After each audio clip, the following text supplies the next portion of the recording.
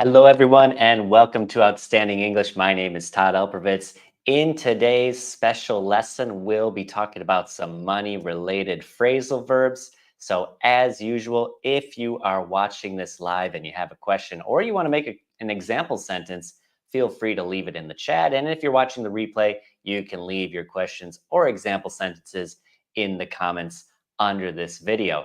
So, let's get started right away with our agenda today. So I break this up into four different parts, four different dialogues based on these little subjects. We got a quick chat, the loan situation, saving up for a big purchase, and home repairs. So in each of these, I'll read a dialogue so you can see how these phrasal verbs work in the real world out there. You can learn them in context.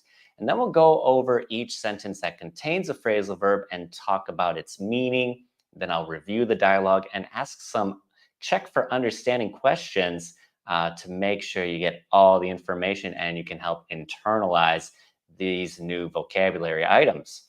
So let me just pop this up here. Like I said, ask a question if you have a question in the chat box. And our first special dialogue today is called a quick chat. It's between two friends who haven't seen each other in a while. And we're going to introduce the following phrasal verbs. Be on the lookout for them. We got get by, bring in, rake in, live on, and cut back in this dialogue. So here it goes. Hey there, how's it going? Not too bad, just trying to get by with the usual hustle. You know how it is. Yeah, tell me about it. I've been bringing in extra cash with a part-time gig. Nice. I could use some extra income too. What are you doing to earn money? Well, I started tutoring on the side. It started slow, but now I'm raking in good money. That sounds smart. I'm just living on my regular 9 to 5 salary, and it's getting tight. Have you thought about cutting back on expenses? I've tried, but it's not easy. So let's take a look now at the phrasal verbs we encountered in this dialogue. The first one is get by. They say, not bad, just trying to get by with the usual hustle. So the phrasal verb to get by is to be able to live or deal with a situation with difficulty, usually by having just enough of something you need. And we usually use this when talking about money. So sometimes people say, their family gets by on only one salary, means that only the husband or only the wife is working and supporting the whole family. Or you can use get by followed by an amount of money, like our family gets by on just and whatever certain amount of money, on just $1,000 a week, or on just gets by with just $500 a week. So our next phrasal verb we encountered here is to bring in, and this has a few definitions. And the sentence says, I've been bringing in extra cash with a part-time gig. So our phrasal verb bring in this usage means to make or earn a particular amount of money. How much do you bring in every week, or how much do you bring in every year? And they use this vocabulary here, a part-time gig.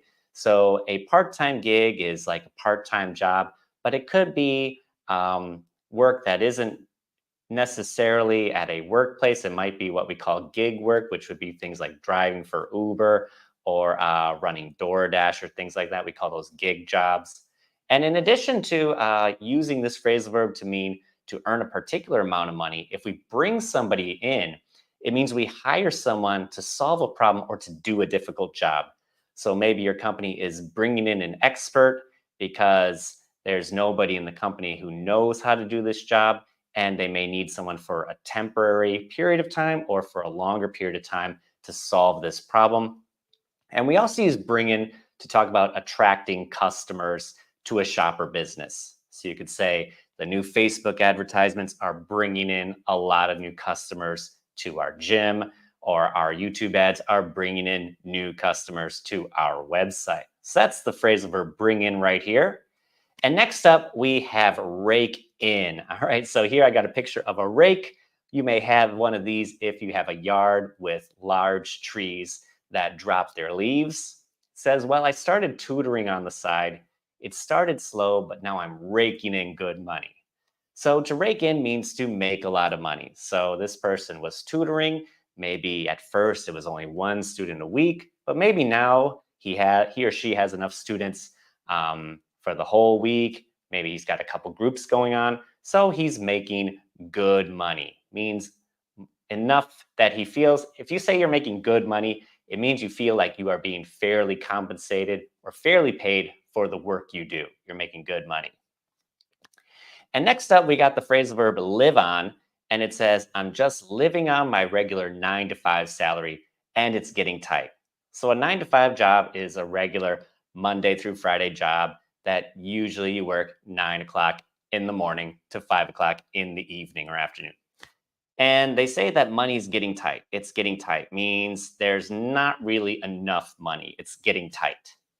And to live on, we can also use live off instead, but live off has one extra definition that I'll go over in a minute. And to live on means to have a particular amount of money to buy necessary things. So we live on our salary or we live on a small amount of money. And it can also mean to only eat a particular type of food. So you might say that maybe your coworker lives on, French fries and hamburgers. But we can also use live off, and that has both these definitions, but also has another definition, and that's to rely on somebody for all of their living expenses. So we may say, despite finishing university 3 years ago, she still lives off her parents, means she relies on her parents for all of her expenses. And there we go. We got live on right here, as well as live off. And then my next one, we got to cut back. And here they use it, they say, have you thought about cutting back on expenses? And to cut back means to spend less, do less, or use less of something. So if you cut back on expenses, you are going to have fewer and fewer expenses. So maybe instead of having Netflix, Disney Plus, and Amazon Prime, you choose to cut out two of those and only have one. We can also use cut back to talk about bad habits. So we can say, I'm trying to cut back on drinking, means I'm trying to consume less alcohol. Or we could say someone's trying to cut back on smoking, means they're still smoking, but they're not smoking as many cigarettes as they did before. So next up over here, I will review this dialogue and then go over some comprehension questions about the dialogue. It says, hey there, how's it going? Not too bad, just trying to get by with the usual hustle. You know how it is. Yeah, tell me about it. I've been bringing in extra cash with a part-time gig. Nice. I could use some extra income too. What are you doing to earn money? Well, I started tutoring on the side. It started slow, but now I'm raking in good money. That sounds smart. I'm just living on my regular 9 to 5 salary, and it's getting tight. Have you thought about cutting back on expenses? I've tried, but it's not easy. So I got 4 check for understanding questions here. If you know the answer to these, you can put them in the chat box. And if you're watching the replay, you can put them as a comment. It says, in this dialogue, what does get by suggest about Kate's financial situation? What activity does Chris mention that helps him earn extra cash? Which strategy does Chris suggest Kate consider to improve her financial situation? And what is Kate's source of income? So if you got all those, great. If not, you can review our section here. And our second section, this is called the loan situation. We have a couple speaking. And be on the lookout for these phrasal verbs. We got take out, add up, pay off, put aside, and pay back. So we got 2 people, Kevin and Lisa. Hey, have you thought about our loan situation lately? Yeah, it's been on my mind. We took out that loan for the house, and the monthly payments are starting to add up. True. I've been crunching the numbers, and it looks like we need to come up with a plan to pay it off sooner. Agreed. I was thinking about putting some extra money aside each month to speed up the process. That's a good idea. The sooner we pay it off, the better. Maybe we can pay the bank back for the loan sooner than expected. Absolutely. I'm also considering doing some extra freelance work to have more income to contribute to paying off the loan. So in this one, the loan situation, our first phrasal verb, we have take out followed by add up. And it says, we took out that loan for the house and the monthly payments are starting to add up. So to take out, how it's used here means to borrow from a place. In this case, they take out a loan from the bank, means they obtain or get a loan from the bank. And take out also has other definitions, and you could probably make a whole video about the phrasal verb take out. And one of them is to remove something from a place or a container, like I take out the garbage before the garbage truck comes. Another one is to go somewhere with someone and pay for that person, like take someone out on a date, take someone out to a movie. And another one that I didn't list here is informal, and that is to kill someone, to take someone out, or to disable them so that they cannot harm you or hurt you. So maybe a robber gets into your house and you take him out. It doesn't mean you necessarily kill him, but you prevent him from hurting you or your family, and you get the opportunity to call the police so that they can be taken away from your home. And also we have the phrasal verb add up here. And this just means to calculate using addition. So addition are math problems with the plus sign, the addition sign. And it can also mean to increase in amount or number. So we could say that our bills are really starting to add up, which means we have our bills and they're getting more and more as we maybe use more and more services. They start to get more and more. And as things get more expensive, our bills start adding up. And then our next one here, we have payoff. And it says, I've been crunching the numbers and it looks like we need to come up with a plan to pay it off sooner. So to pay off means to pay a debt in full. You pay off a loan means you've paid all the money on the loan and you no longer have that loan anymore. And it can also be used when talking about an action and to mean to give good results. So you could say exercising every week is starting to pay off. Maybe after a couple months, your blood pressure is starting to lower. Maybe you're starting to lose some weight. It's starting to pay off. And we can also pay someone off, which means to pay someone a bribe. So maybe you pay the police to not bother you so they ignore your illegal operation. I hope none of my viewers have to do that. And the next one says, I was thinking about putting some extra money aside each month to speed up the process. So put aside simply means to save money. And we can also say set aside also. And I have that in a later dialogue. And we can also use put aside to forget, to mean to forget or to disregard something, typically a feeling or a past difference of opinion. So we often hear the expression, put your differences aside.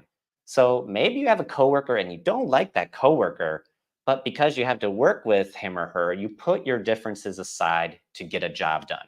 Means no matter what you personally feel about this person, you can still act professional around them and get your work done. You can put your feelings aside or put your differences aside. And next up, we got payback, and it says maybe we can pay the bank back for the loan sooner than expected. So to pay back means to repay a loan, pay back your loan, or in informal English, it means to take revenge, to pay someone back.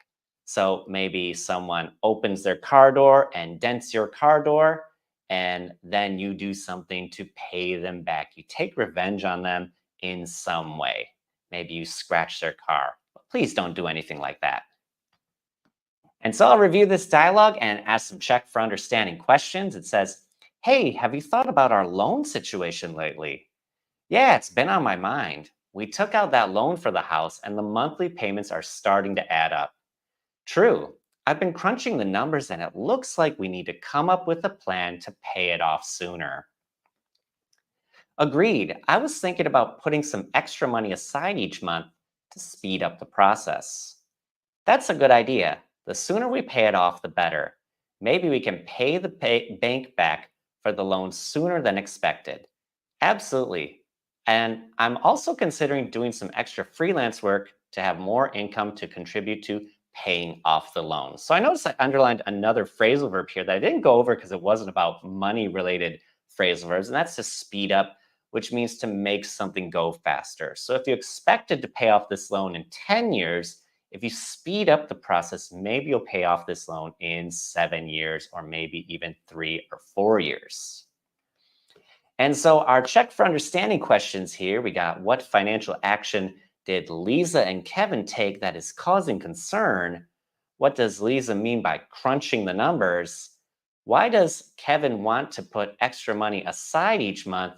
And what additional solution does Kevin consider to improve their financial situation? So my next subject here, this one is called saving for a big purchase. It's a really short dialogue and we got only 3 phrasal verbs in it. We got save up, set aside, and dip into. These are two friends talking, two young people. It says, hey, you look tired. Are you working more? Yeah, I am. I'm trying to save up for a new laptop, but it's not easy. I get it. I've been trying to set aside some money for my part-time job for a car. I try to save money, but I keep dipping into my savings for useless purchases. I also do that. So here, our first phrasal verb from this dialogue is to save up. It says, I'm trying to save up for a new laptop, but it's not easy. So when we save up, we keep money so that we can buy something with it in the future. Maybe you're saving up for a trip this summer. It's right now, it's getting close to the end of February. So maybe you're saving up for a summer trip, summer vacation somewhere. Or maybe you're saving up for a new motorcycle or a new car. And next one we have set aside, and then we kind of introduced this last time with earlier with put aside. It says I've been trying to set aside some money from my part-time job for a car. So set aside simply means to save money or to forget or disregard something, typically a feeling or a past difference of opinion, just like put aside. Set aside your differences, put aside your differences, set aside your feelings, put aside your feelings. And next up here, we got dip into. So it says, I try to save money, but I keep dipping into my savings for useless purchases. So to dip into something means to spend some of your saved money. We talk about dipping into our savings or maybe dipping into a retirement fund if you need that money for some kind of emergency. So that was it. I'll go over this dialogue one more time, and then we got one more special dialogue for us. It says, hey, you look tired. Are you working more? Yeah, I am. I'm trying to save up for a new laptop, but it's not easy. I get it. I've been trying to set aside some money from my part-time job for a car. I try to save money, but I keep dipping into my savings for useless purchases. I also do that. So here we got 3 special questions. It says, why is Ken working more? What's his reason? What does Melissa want to buy with the money she earns from her part-time job?